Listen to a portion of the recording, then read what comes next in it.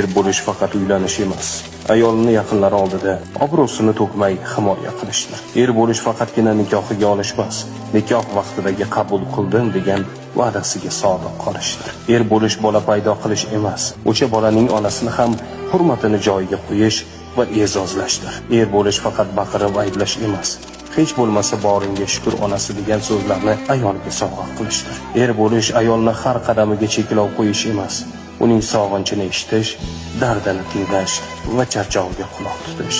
Er bo'lish ayolga doim bu seni vazifang deb ta'na qilish emas, charchadingmi, dam ol onasi deya olish. Er bo'lish bu ojizani haqorat qilish emas, so'kish, urish emas, Allohning omonati deb qarash, avaylab asrashdir. Allohning omonatini asrayotgan, ayolining ko'z yoshiga emas, kulgusiga sabab bo'layotgan erkaklardan Allohim rozi bo'lsin.